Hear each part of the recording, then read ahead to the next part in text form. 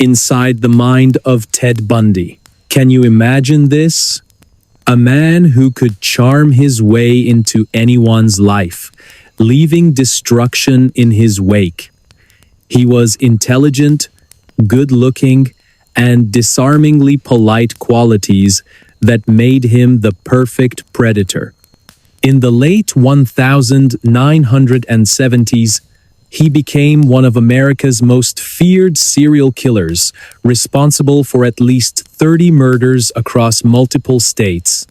But here's the twist: he wasn't just some random stranger lurking in the shadows. No, he was someone you might have invited into your home, someone you trusted without hesitation. Ladies and gentlemen, this is not just any story, it's inside the mind of Ted Bundy. Before I dive in, tell me, where are you watching from and what time is it there for you? I love knowing who's out there with me and where in the world you're tuning in from. Whether you're starting your day, winding down at night, or somewhere in between, I want to know what your moment looks like. It's also a great way for me to get to know you better and maybe even shape future content around your schedules. So go ahead, drop a comment below and let me know where you are today. I'm all ears. Let's rewind to Seattle in the early 1970s, a city buzzing with promise, yet unaware of the darkness brewing beneath its surface.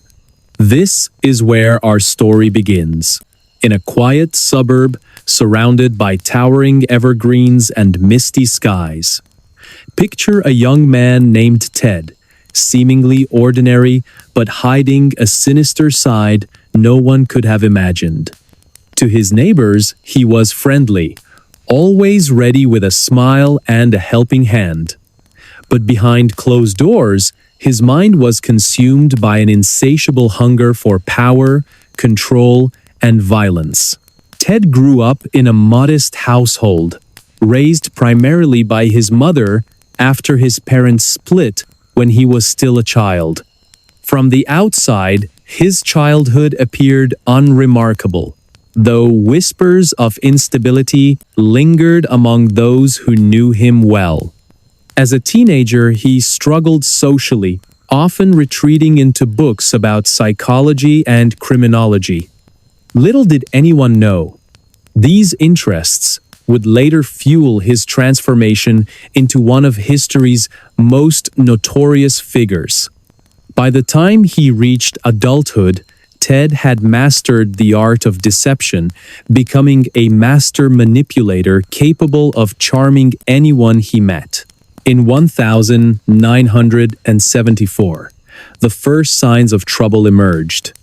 Young women began disappearing across Washington state, their fates unknown until their bodies were found dumped in remote locations. Each victim shared striking similarities: beautiful, blonde, and vibrant, all lured under false pretenses by a man who seemed too kind to be dangerous. At first, law enforcement dismissed the cases as isolated incidents, but as more victims vanished, patterns began to emerge. A chilling realization settled over the community. They were dealing with a predator unlike anything they'd seen before. As investigators dug deeper, they uncovered disturbing details about Ted's methods. He used disguises, impersonating authority figures like police officers or park rangers to gain trust.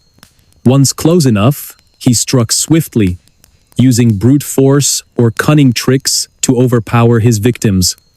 What made him truly terrifying wasn't just his brutality. It was his ability to blend seamlessly into society.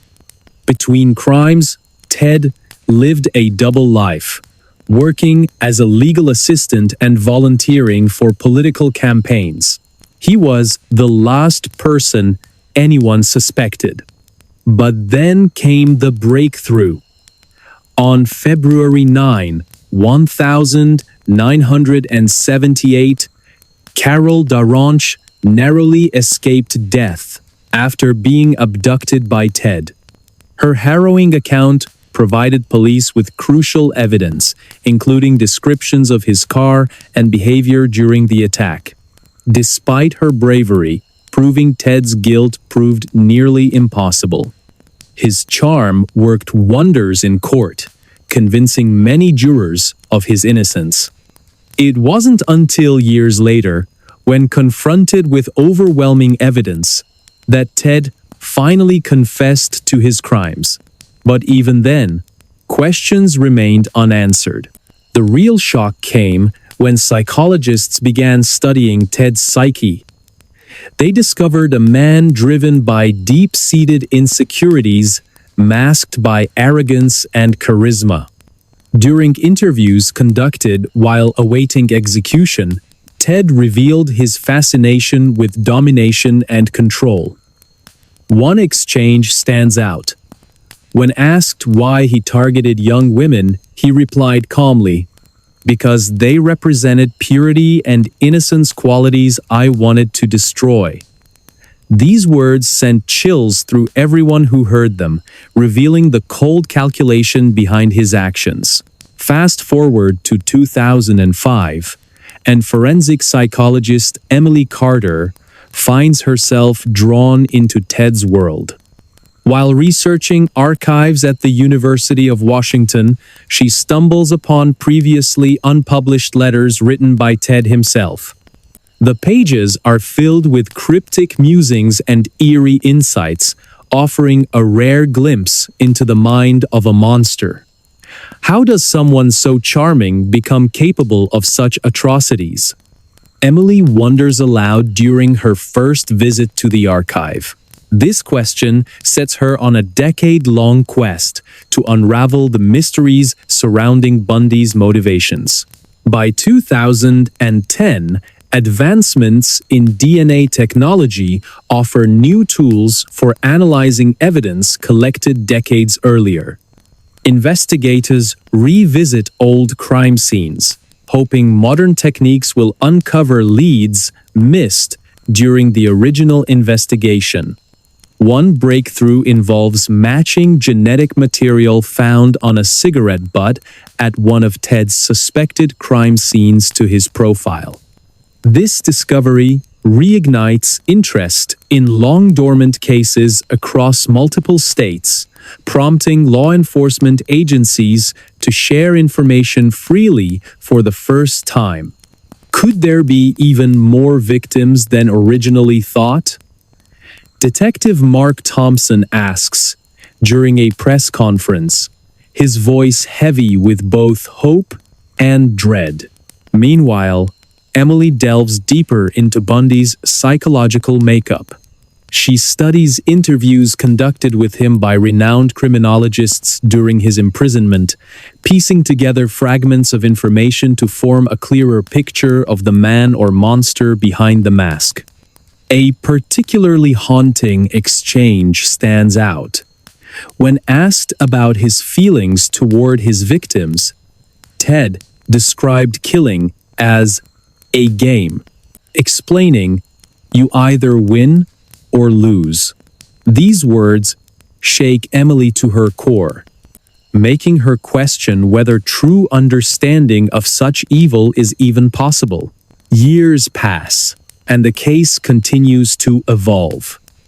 In 2016, a former cellmate of Ted's comes forward with disturbing claims about conversations they had in prison.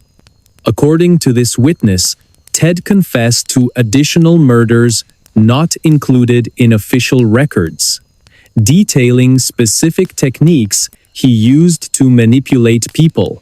He didn't seem remorseful, the witness recalls. It was like he was just discussing business strategies.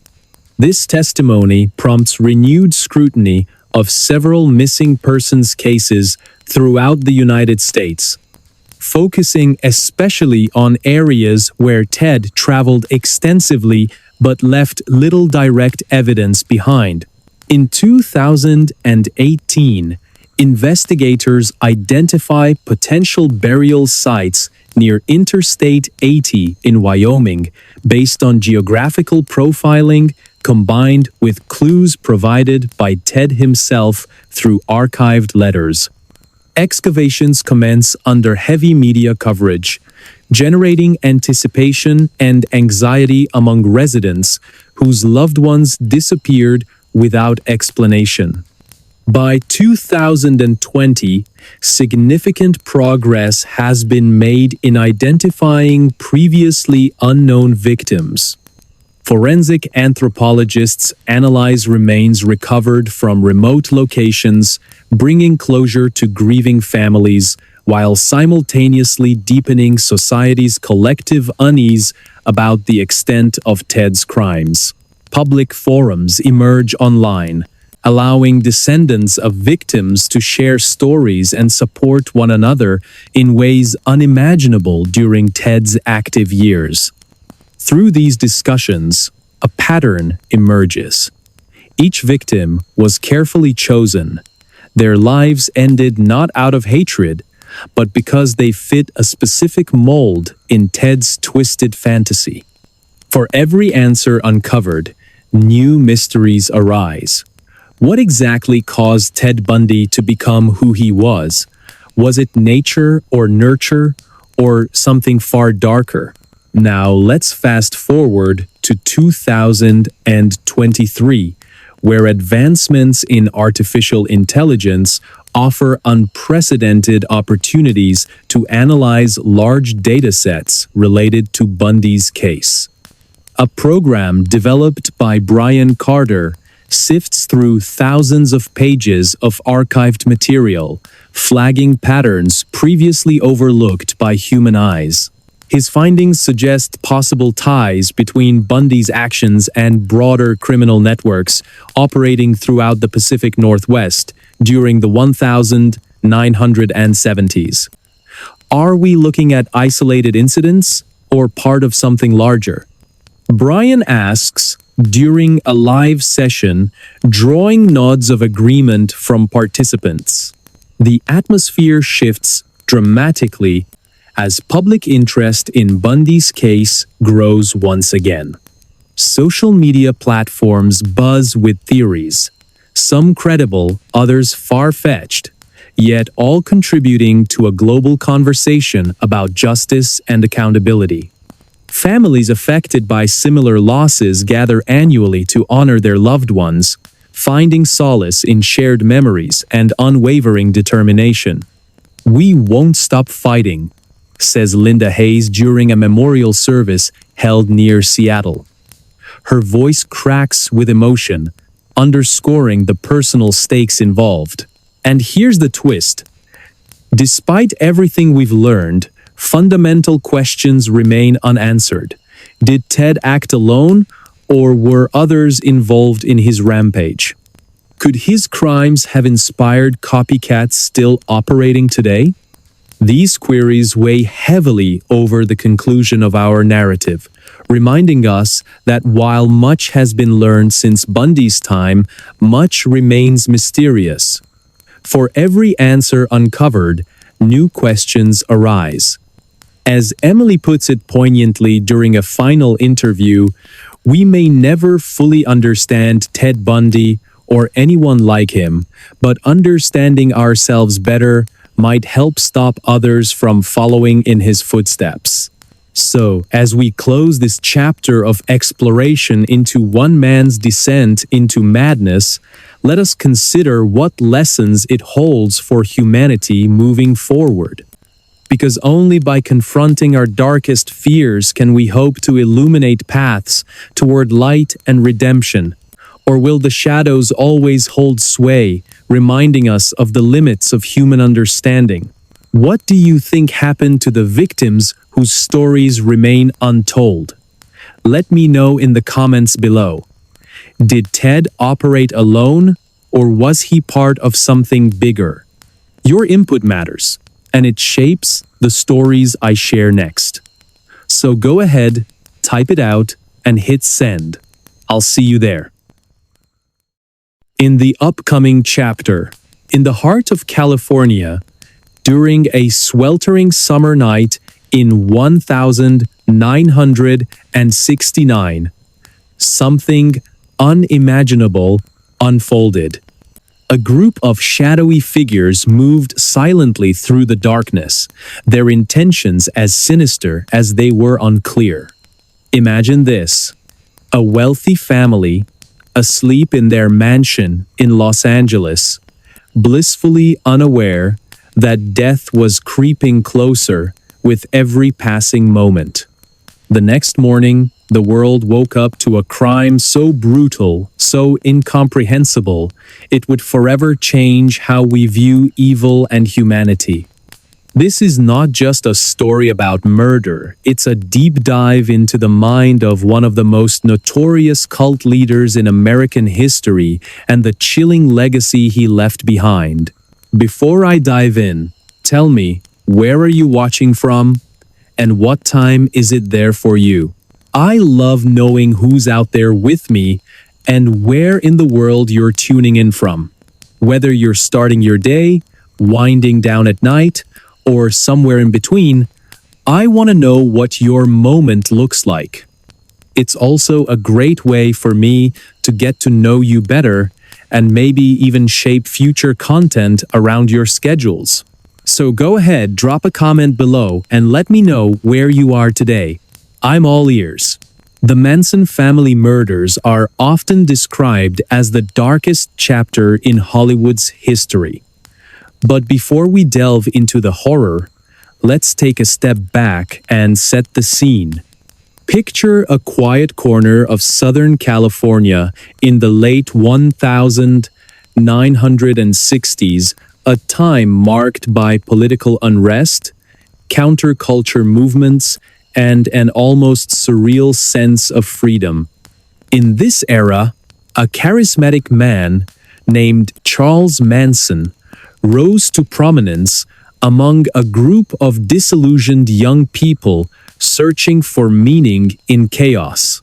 To them, he wasn't just a leader, he was a prophet, a messiah, someone who promised answers to life's greatest mysteries.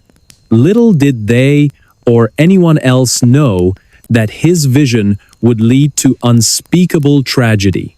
Manson's followers, mostly women in their late teens and early 20s, lived together on a secluded ranch called Spahn Ranch, located near Chatsworth, California.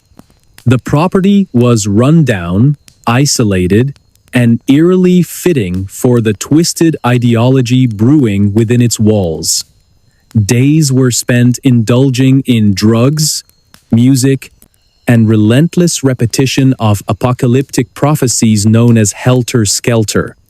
Manson believed society was on the brink of collapse and envisioned a race war that would leave only him and his loyal disciples standing. For these impressionable individuals, his words weren't just persuasive, they were gospel. They followed without question, believing themselves part of something greater than life itself. But here's where things turn dark. On August 8, 1969, 4 members of the Manson family drove to a luxurious home nestled in the hills of Los Angeles. Their target?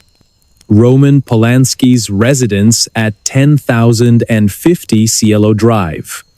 Inside lay Sharon Tate, the radiant actress 8.5 months pregnant, along with her friends Jay Sebring, Abigail Folger, Wojtek Frykowski, and Stephen Parent.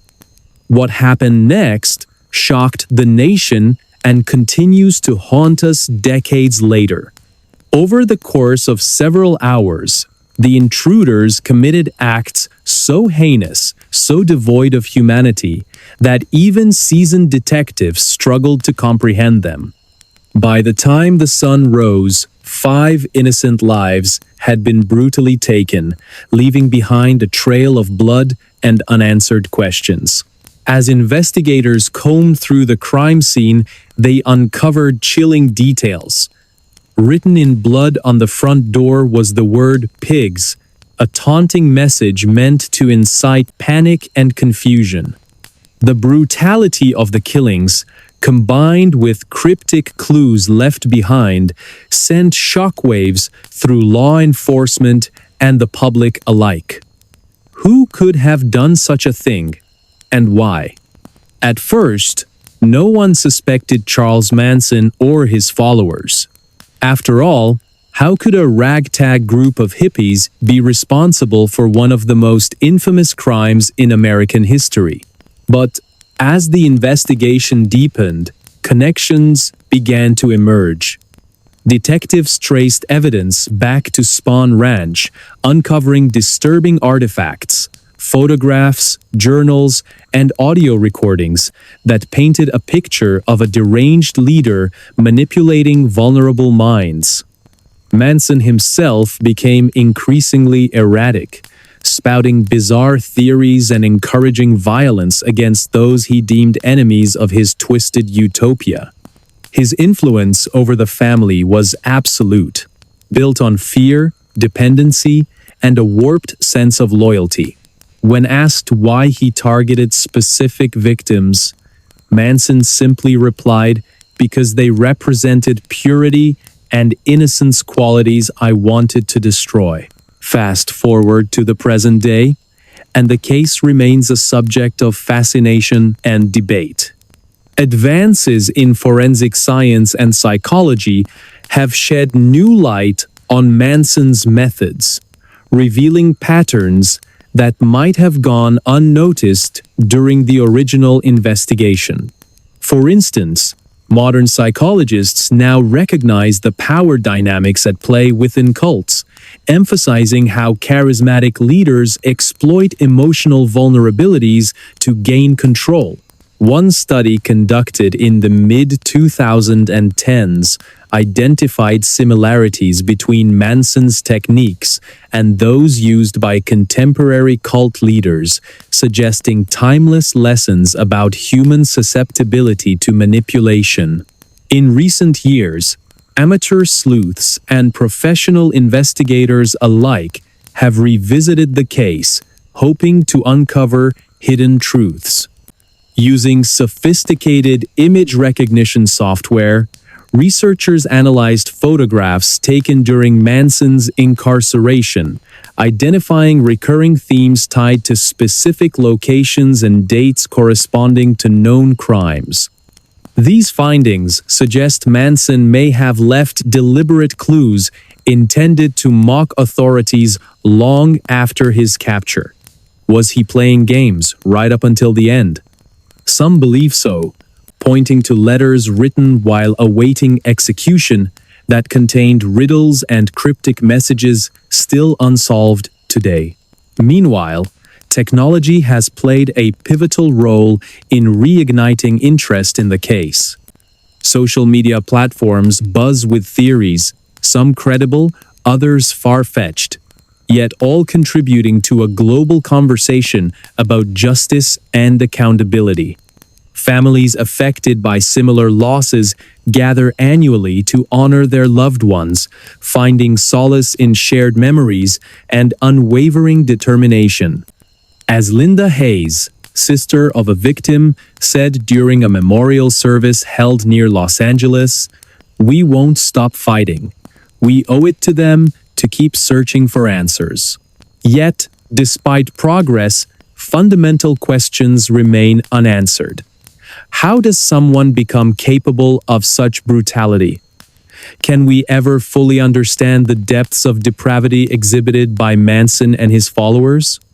And perhaps most hauntingly, how do we prevent future generations from producing similar monsters?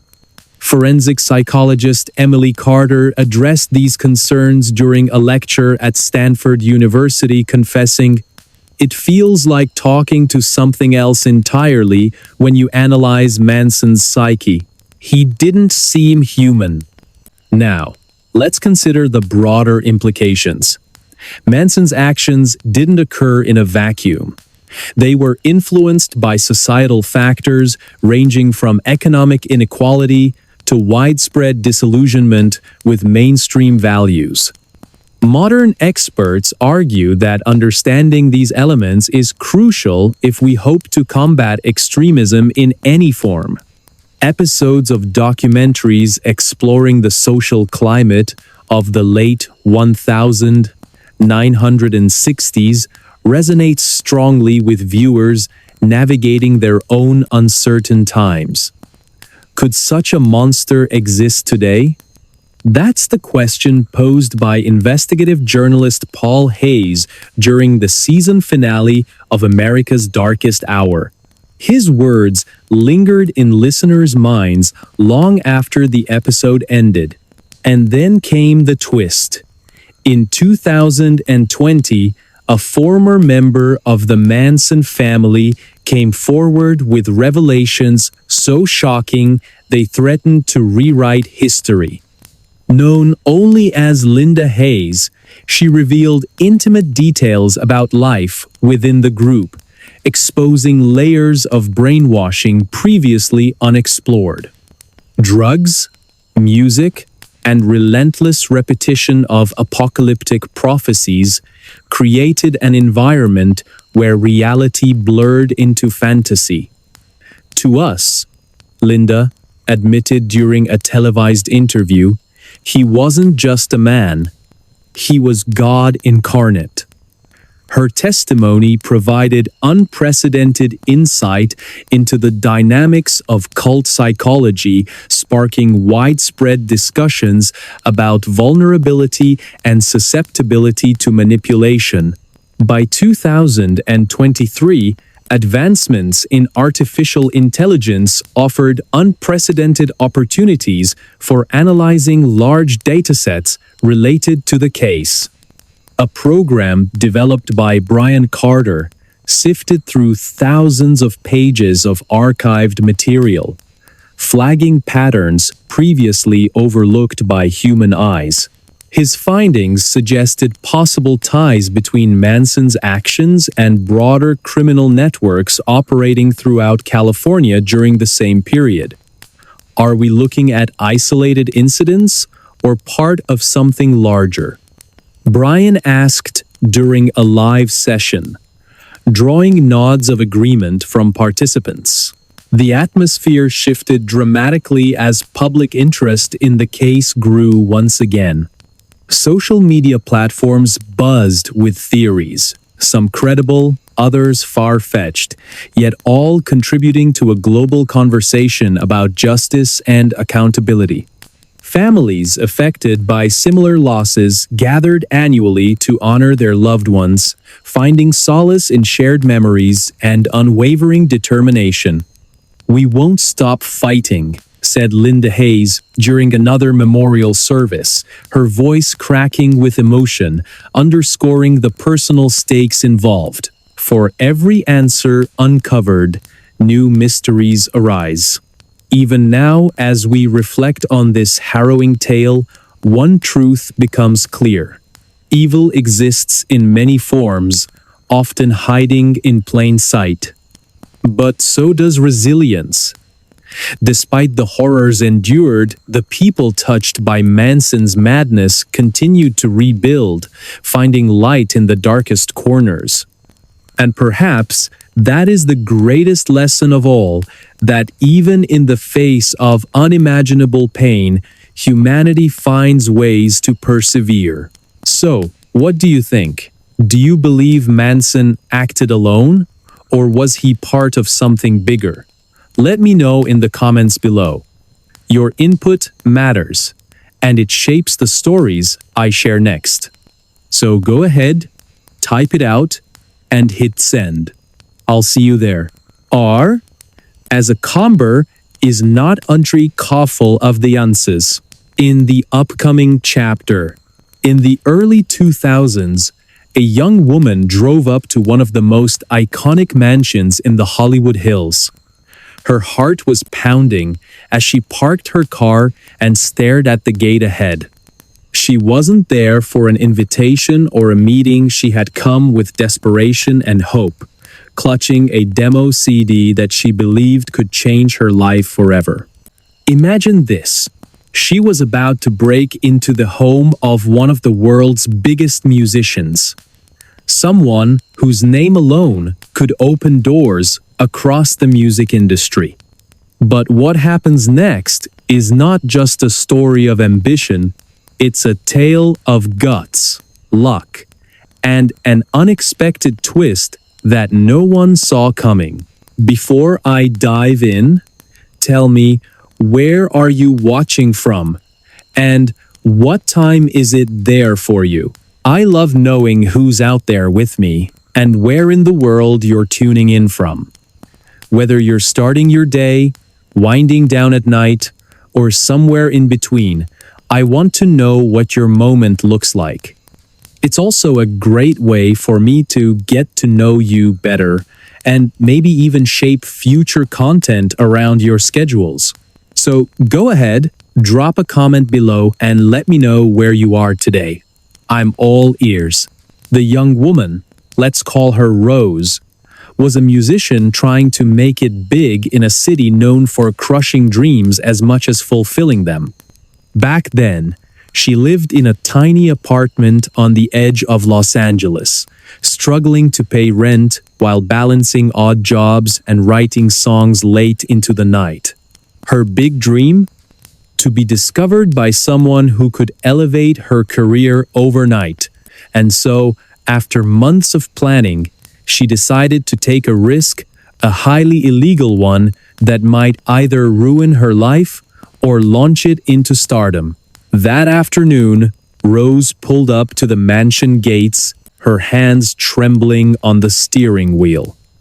The property was massive, surrounded by lush greenery and towering walls designed to keep prying eyes away. As she sat there, debating whether she should actually go through with her plan, she noticed the gardener working nearby. At first, she thought the gardener would be a problem. If they spotted her sneaking in, everything would fall apart. But then she realized something. Maybe the gardener could help her. Taking a deep breath, she walked up to the gate with her last $5 in hand. "Please," she said softly but firmly, "let me go through. I just want to drop something off." Surprisingly, the gardener smiled, took the money, and nodded silently, stepping aside to let her pass. Rose's heart raced as she stepped onto the driveway. Every step felt like walking on thin ice. Cameras were everywhere, pointing in every direction, yet none of them seemed to notice her presence. She glanced around nervously, expecting security guards to appear at any moment, but the place was eerily quiet. Finally, she reached the front door, hesitated for a second, and turned the knob. To her shock, it opened without resistance.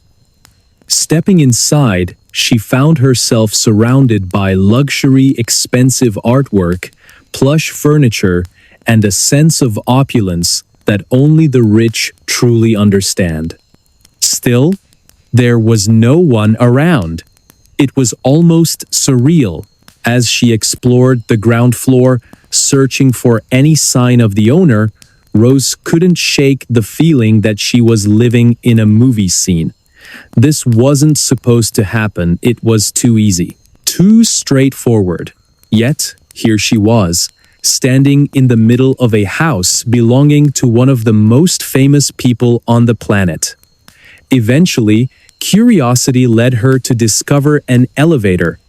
Without thinking twice, she stepped inside, pressed the button for the upper floors, and waited anxiously as the elevator ascended.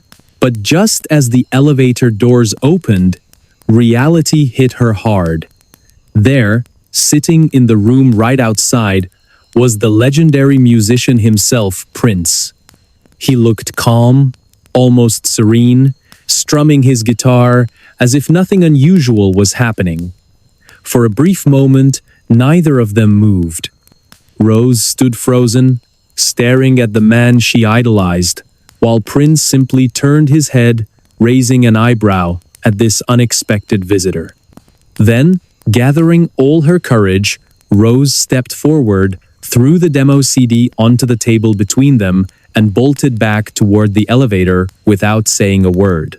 By the time she made it back to the front door, Prince's security team had already caught up to her. They stopped her, questioned her, and surely considered calling the police. However, instead of pressing charges, Prince listened to her explanation. Perhaps he saw something in her determination, or maybe he understood the lengths artists sometimes go to when chasing their dreams. Whatever the reason, he let her walk away unscathed but empty-handed. That interaction didn't lead to immediate fame. In fact, it seemed like just another bizarre chapter in her chaotic journey. Fast forward a few years, and Rose, now performing under the stage name Kesha, became a household name in the music industry. Her breakout hit TikTok dominated airwaves worldwide, selling millions of copies and earning her international recognition. Fans adored her edgy style and raw talent, but little did they know how close she came to being arrested before achieving success. Years later, during interviews, Kesha would occasionally mention the incident, always laughing it off as a youthful folly. However, behind closed doors, she admitted privately that the experience taught her resilience, the importance of never giving up, even when the odds seem insurmountable. Now, here's where things get interesting. While Kesha's career skyrocketed, questions lingered about that fateful day. Did Prince ever listen to the demo CD she left behind? If so, what did he think of it? Some speculate that he might have been impressed enough to share it with industry contacts, planting seeds for Kesha's eventual rise. Others believe it was mere coincidence, attributing her success solely to her relentless drive and unique sound. Regardless, the story serves as a reminder of how thin the line can be between failure and triumph. Let's rewind a bit further. Why did Rose choose such a drastic approach in the first place? Growing up in Tennessee, she had always dreamed of becoming a singer. Music flowed through her veins, and performing was more than a passion, it was her identity. But breaking into the industry proved far harder than she imagined. Rejection letters piled up, auditions ended in disappointment, and financial struggles forced her to take odd jobs just to survive. One evening, while brainstorming ideas with friends, someone suggested targeting high-profile celebrities directly. It sounded crazy, but after weeks of deliberation, Rose decided to give it a shot. After all, what did she have to lose? What makes this story even more fascinating is the broader context of the early 2000s music scene. At the time, technology hadn't yet revolutionized the way artists connected with audiences. Social media platforms like Instagram and TikTok didn't exist, meaning aspiring musicians relied heavily on traditional methods, record deals, radio play, and live performances to gain exposure. Breaking through required creativity, boldness, and sometimes sheer audacity. In many ways, Rose's decision reflects the desperation felt by countless other hopefuls during that era. However, this isn't just a story about taking risks. It's also about timing and opportunity. By the mid-2000s, the music landscape began shifting dramatically. Digital streaming services emerged, offering new avenues for independent artists to showcase their work. Meanwhile, Kesha continued honing her craft, collaborating with producers and songwriters who recognized her potential.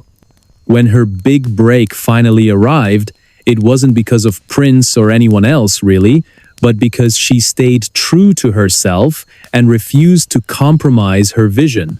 Yet, the mystery remains. What happened to that demo CD? Investigators, well, curious fans, dug deep into Prince's archives after his untimely death in 2016, hoping to uncover some hidden connection. While no definitive evidence surfaced linking the two directly, rumors persist among those close to Prince's inner circle. Some claim he mentioned receiving strange gifts from fans, including a mysterious CD from a young woman. Others dismiss these stories entirely, insisting Prince wouldn't waste time on unknown talents. Still, the possibility lingers, fueling debates within the music community. As we reflect on this incredible story, one thing becomes clear. Life rarely follows a predictable path. Sometimes, success comes from calculated moves, while other times, it stems from reckless gambles. For Kesha, both played a role in shaping her destiny. Today, she stands as a symbol of perseverance, reminding us that our wildest dreams often require unconventional steps to become reality. So, what do you think? Was it pure luck that saved Rose that day, or did Prince recognize her potential and decide to let her leave quietly? Let me know in the comments below. Do you believe moments like this define careers, or is it all part of a bigger plan we don't fully understand? Your thoughts matter, and they might inspire future episodes. Don't forget to hit that like button if you enjoyed this story, and consider subscribing for more tales of ambition, mystery, and triumph. Who knows, maybe tomorrow's video will feature someone whose story resonates with yours. Until next time, thanks for joining me on this ride. See you soon. In the upcoming chapter, it was a quiet night in Sacramento, California, when the first chilling whispers of terror began to spread through the community. A shadowy figure moved silently under the cover of darkness, leaving behind a trail of unspeakable acts that would haunt the state for decades. Imagine this: a predator who struck not once, not twice, but over and over again, leaving victims traumatized and authorities baffled.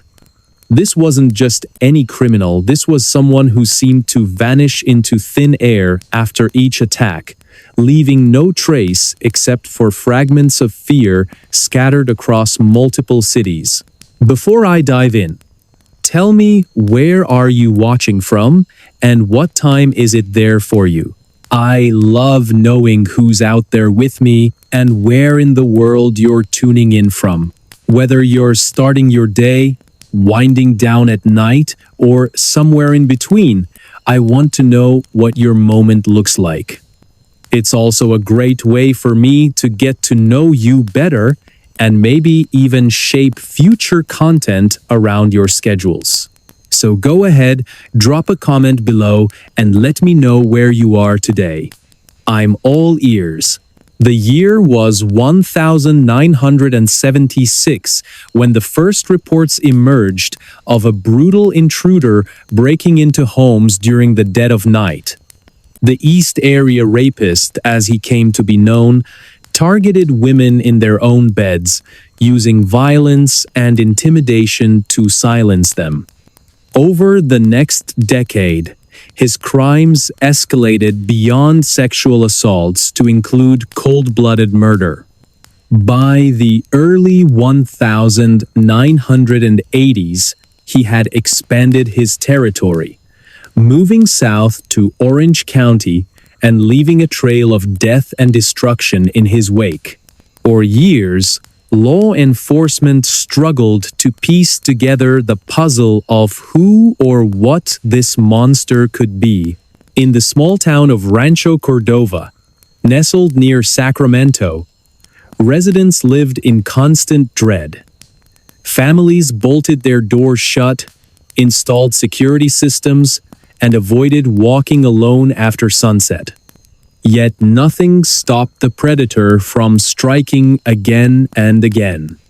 Each crime left investigators scratching their heads, searching for connections between seemingly unrelated cases.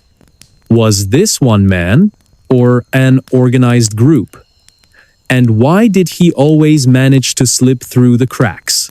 As we fast forward to the early 2000s, the case remained wide open, frustrating detectives and tormenting families still seeking closure. Forensic psychologist Emily Carter found herself drawn to the mystery after uncovering long-forgotten letters written by survivors recounting their harrowing experiences. She pored over these documents late into the night, her mind racing with questions. How could someone commit such heinous acts repeatedly without being caught? What drove this person to prey on innocent lives so mercilessly? By 2005, advancements in forensic technology offered new hope for solving the decades-old mystery. Detective Mark Thompson, who had spent much of his career chasing leads on the case, revisited old evidence with fresh eyes. Using DNA testing capabilities unavailable at the time of the attacks, investigators began matching biological material found at various crime scenes. One breakthrough involved linking semen samples collected from multiple victims to a single unknown male profile. Not someone previously considered a suspect, but someone entirely different. Could this finally be the key they needed? But the story doesn't end there. As years passed, public fascination with the case only grew stronger. True crime podcasts, documentaries, and online forums buzzed with theories about the identity of the Golden State Killer. Among those captivated by the case was Brian Carter, a computer programmer turned self-taught cryptographer.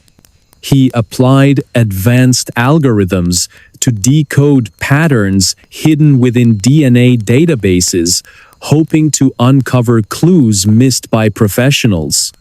His work attracted national attention, sparking debates about whether amateurs could truly solve mysteries law enforcement couldn't crack.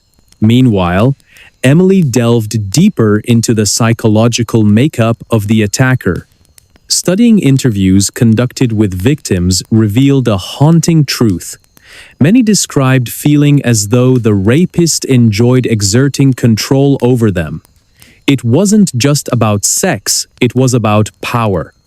This revelation shook Emily to her core, making her question if any degree of understanding could explain such evil. How do you study something so monstrous without letting it consume you? She wondered aloud during a rare moment of reflection. Then came the turning point in 2018, a year that changed everything. Investigators turned to forensic genealogy, a cutting-edge technique that cross-references DNA samples against publicly available genetic databases. Following this lead, they identified a distant relative linked to the unknown male profile discovered years earlier. Tracing connections back through family trees led them straight to Joseph James D'Angelo, a former police officer living quietly in Citrus Heights, California. On April 24, 2018, detectives arrested D'Angelo after confirming through additional DNA tests that he matched the profile left at numerous crime scenes. The announcement sent shockwaves across the nation. Here was a man who had once sworn to protect and serve, now revealed as one of America's most infamous serial killers. During his trial, witnesses recounted chilling encounters, while forensic experts provided damning evidence linking him to more than 50 rapes and 13 murders spanning over a decade. Despite his calm demeanor in court, D'Angelo's actions spoke volumes of a twisted mind obsessed with domination and destruction. After days of deliberation, the jury delivered a verdict: guilty on all counts. Justice may have been served, but the story didn't stop there. Inside Joseph James D'Angelo's prison cell, analysts uncovered artwork created during his incarceration. Using sophisticated image recognition software, they decoded recurring themes tied to specific locations and dates corresponding to known crimes. These messages suggested that D'Angelo might have left deliberate clues intended to taunt authorities even beyond the grave. Was he playing games right up until the end? Or were these final acts of defiance meant to confuse and confound forever? At the same time, advancements in artificial intelligence opened unprecedented opportunities for analyzing large datasets related to the case. A program developed by Brian Carter sifted through thousands of pages of archived material, flagging patterns previously overlooked by human eyes. His findings hinted at possible ties between D'Angelo's actions and broader criminal networks operating throughout California during the 1970s and 1980s. Were these isolated incidents or part of something far larger? The atmosphere shifted dramatically as public interest in the case surged once again. Social media platforms buzzed with theories, some credible, others far-fetched, yet all contributing to a global conversation about justice and accountability.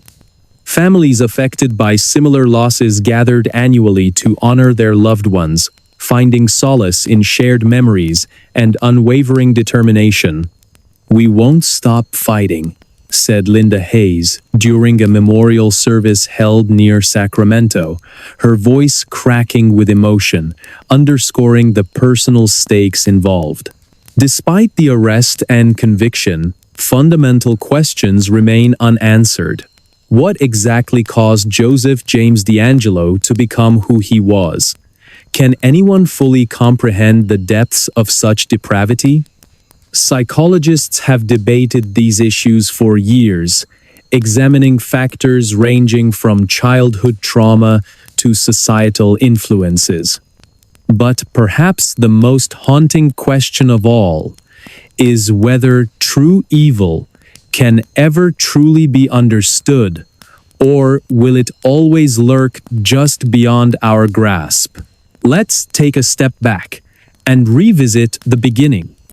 Picture this: a suburban neighborhood bathed in moonlight, where shadows stretch long and every creak of the floorboards echoes like a warning. Somewhere among these streets, a predator stalked his prey, methodically planning each move before striking without mercy. Residents went to bed feeling safe, only to awaken to horror unimaginable. How does someone fall so far into madness that they see nothing wrong with destroying lives so casually? For every answer uncovered, new mysteries arise. Did D'Angelo act alone, or did others participate in his crimes? Could there be more victims than originally thought? Advances in forensic science continue to unravel secrets buried deep within archives, offering tantalizing possibilities worth pursuing. In 2023, researchers announced another startling discovery. Traces of handwritten notes found at several crime scenes contained cryptic symbols resembling codes used by military personnel. Could D'Angelo's background as a policeman and Vietnam War veteran provide insight into his methods or mask darker truths waiting to surface? Technology evolves at breakneck speed, offering tools once thought impossible. Yet challenges persist. Forensic experts warn against over-reliance on machines, emphasizing the importance of human intuition in solving complex cases. Psychologists study behavioral patterns exhibited by perpetrators, hoping to identify warning signs before tragedies occur. Ordinary citizens grapple with difficult questions about safety, trust, and accountability in their communities. How close do monsters live to us, and how easily can we miss the signs? As we reflect on this harrowing tale, one thing becomes clear. Evil exists in many forms, often hiding in plain sight. But so does resilience. Despite the horrors endured, the people of California continued to rebuild, finding light in the darkest corners. Support groups formed by family members of victims offer comfort and strength, reminding everyone that love can conquer fear. Memorials stand proudly, honoring those lost and inspiring future generations to learn from past mistakes. Do you believe the case will ever be fully solved? Or does its identity remain forever shrouded in darkness? As we ponder these questions, let us remember the lives touched and tragically ended by this horrific series of crimes. Because only by honoring their memory can we hope to move forward, armed with knowledge and fortified by compassion. Or will the shadows always hold sway, reminding us of the limits of human understanding? What do you think happened here? Let me know in the comments below. Do you agree with the theories presented? Or do you have your own ideas about what drove D'Angelo to commit such atrocities? Your input matters, and it shapes the stories I share next. So go ahead, type it out, and hit send. I'll see you there. Atlanta Child Murders. In the upcoming chapter, on a cold December night in 1979, the city of Atlanta was shaken to its core. A young boy named Edward Hope Smith vanished without a trace, leaving behind only unanswered questions and a growing sense of fear. This disappearance marked the beginning of one of the most chilling chapters in American history, the Atlanta Child Murders. Imagine this. Over 2 years, nearly 30 children, teenagers, and young adults would meet tragic ends under mysterious circumstances. Their bodies were found strangled, dumped in remote locations around the city. It was as if an invisible predator had taken root in the heart of Atlanta, striking at will and leaving no clear evidence behind. Before I dive in, tell me, where are you watching from and what time is it there for you?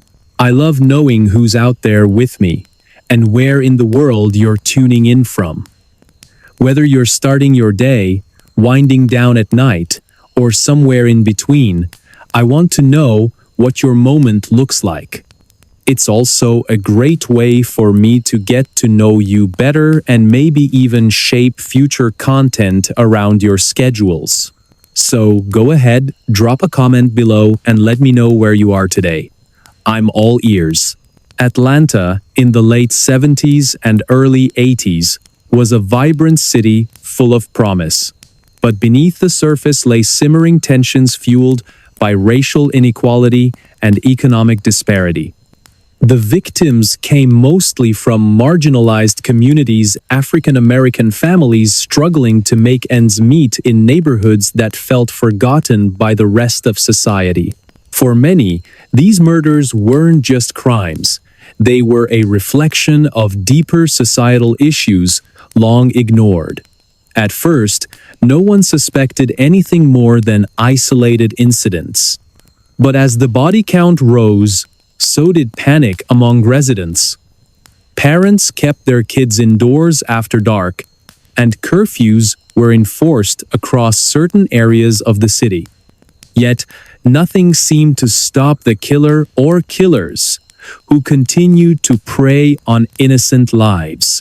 The first victim, Edward Hope Smith, was last seen walking home from his grandmother's house. His disappearance sparked initial concern, but when he failed to return, police launched a search that yielded nothing. Days turned into weeks, and eventually, hope faded. Then came the second victim, Timothy Hill, followed by the third, Kevin Wade Buckner. Each case mirrored the last strangulation, no signs of struggle, and bodies left in secluded spots. By 1981, the toll reached almost 30 individuals, ranging from ages 6 to 28. As investigators scrambled to piece together clues, public outrage mounted. Community meetings drew crowds demanding answers, while local media outlets painted a grim picture of fear gripping the city. Among those searching for answers was Detective Emily Carter, a seasoned investigator whose curiosity set her on a decade-long journey to uncover the truth.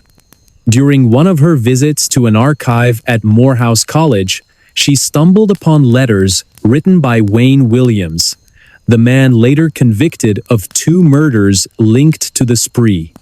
These documents offered unprecedented insight into his thought process.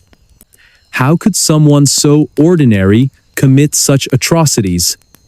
She wondered aloud during her first visit to the archive. Her question ignited a quest to understand not just the mind of the perpetrator, but also the societal factors that allowed him to operate undetected for so long. By 2005, advancements in forensic technology provided new tools for analyzing evidence collected during the original investigation. Detective Mark Thompson, who worked tirelessly on the case throughout the 1980s, revisited old files using DNA testing capabilities unavailable at the time of the original inquiry.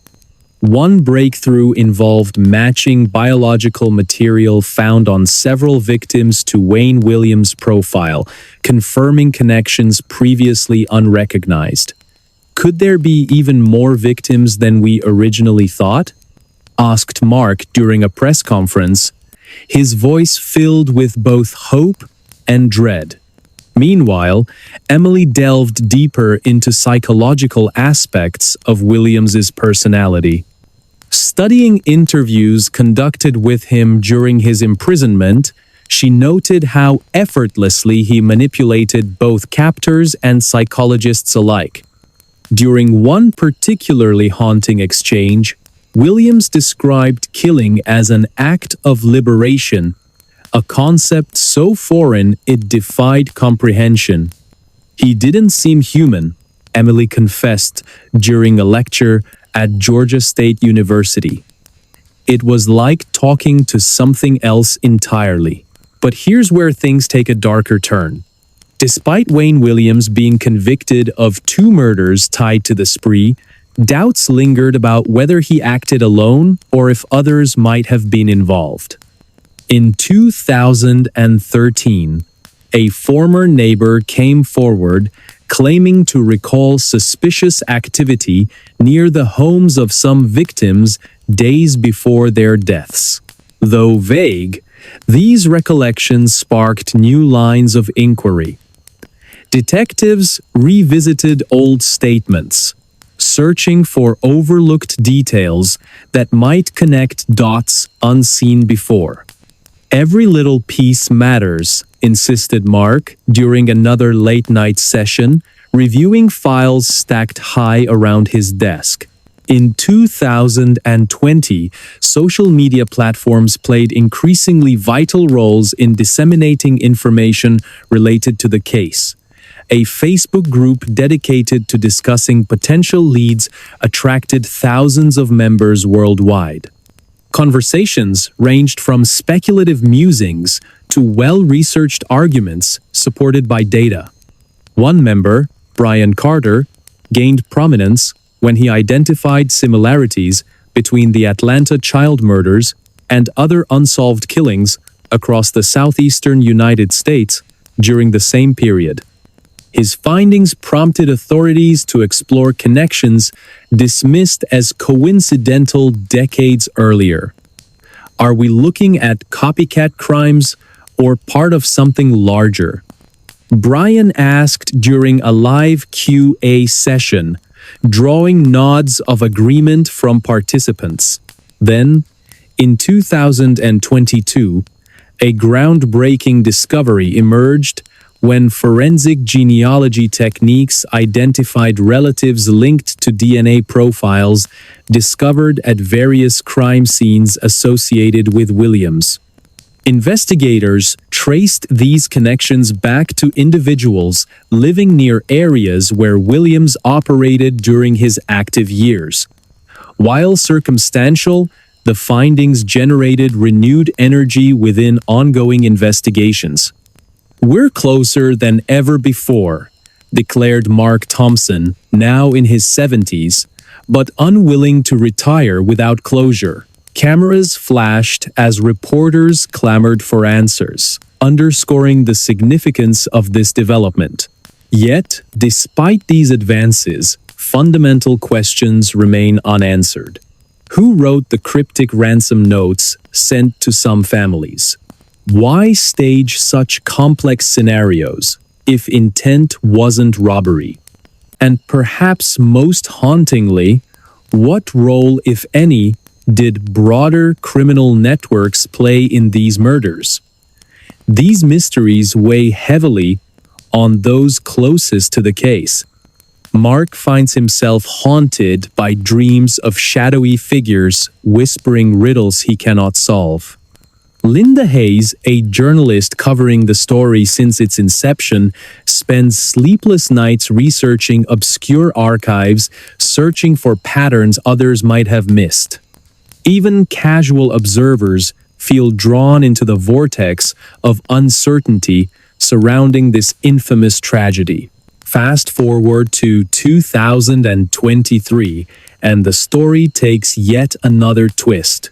Researchers announce they have decoded messages embedded in artwork created by Wayne Williams during his incarceration.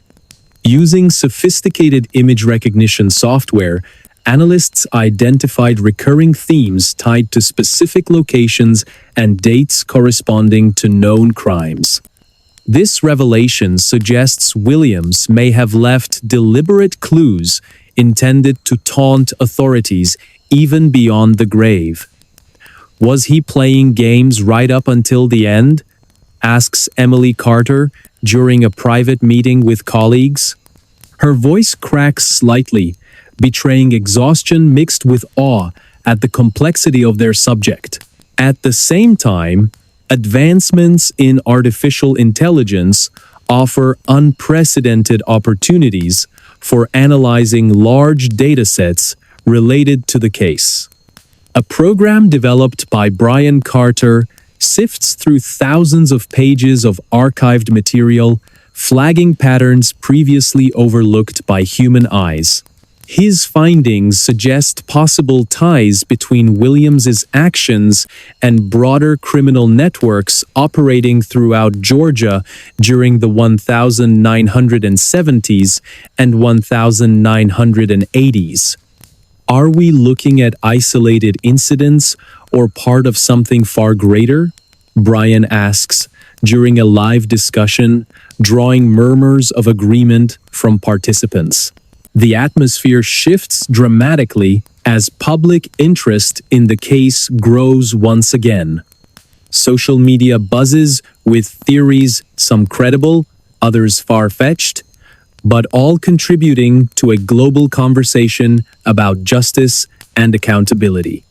Families affected by similar losses gather annually to honor their loved ones, finding solace in shared memories and unwavering determination. "We won't stop fighting," says Linda Hayes during a memorial service held near Atlanta, her voice cracking with emotion, underscoring the personal stakes involved. And so, the legend of the Atlanta child murders persists not merely as a relic of the past, but as a testament to human resilience in the face of incomprehensible evil. For every answer uncovered, new questions arise. For every step forward, obstacles loom large. Through it all, one truth remains clear. The quest for understanding transcends generations, binding us together in our shared desire for peace and resolution. Now, here's the kicker. What if Wayne Williams wasn't acting alone?